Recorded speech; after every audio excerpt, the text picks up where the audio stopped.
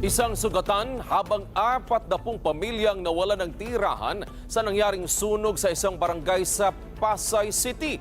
Pawang gawa sa light materials ang nasa 40 bahay na natupok. Jim Botejano, magpabalita.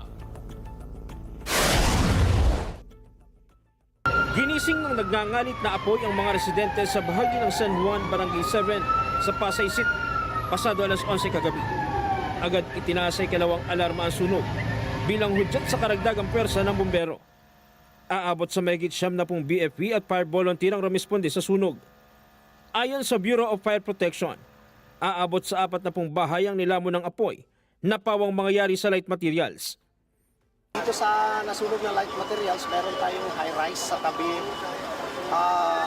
Yung 7th floor, kinain ng apoy ang 7th floor yung may balkonahe nila. Pero ang mga nandun naman, mga easy fuel lang, mga papel at saka mga damit.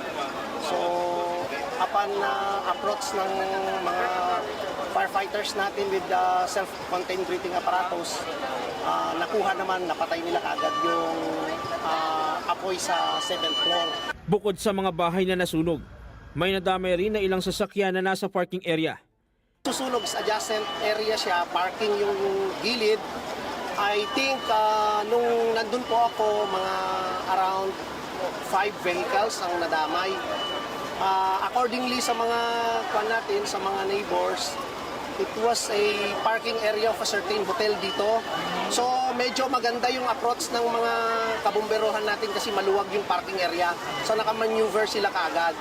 Isa si Nanay Carmela Cabasa na 55 taong gulang at isang single parent ang nawala ng tirahan na kahit isang gamit anya, wala siyang naisalba kundi ang nag-iisang apo na kasamang natutulog ng mga panahong nagkakagulo na sa labas ng kanilang bahay. Hindi lamang anya ito ang unang beses na sila nasunugan. Kung kami nakita apoy, nagaling sa wire. Kung pagkita namin, lumakas na, tumutukan ng ano. Kaya takbuhan lang kami. Kaya inisip ko agad yung apo ko, iligtas ko eh. Ang hirap ko sa mabila ng bahay, walang hanap buhay, single parents ko ko.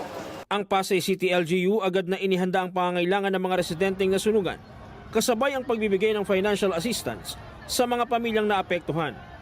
Pinabubuksan ko na yung aming evacuation center dito po sa may Andres Bonifacio Elementary School para po i-prepare na at kami po ay naghahanda na rin ng mga pagkain, banig, tent, umot, at saka po mga tuwalya, lahat po ng mga toiletries, pati canned goods, bigas, at yung kanila pang mga iba pang kailangan. Sa kabila nito, may paalala ang alkalde ng Pasay sa publiko. Sana po lagi tayong maging handa at huwag matataranta sa tuwing magkakaroon ng ganitong sunog dahil equipped naman po tayo at Alauna 11 ng madaling araw ng tuluyang mapula ang apoy. Patuloy pa ang investigasyon at mapping ng BFP para matukoy ang kabuang pinsala at halaga sa nangyaring sunog. Jim Tejano, para sa mata ng Agila, matatag, matapang, matapat.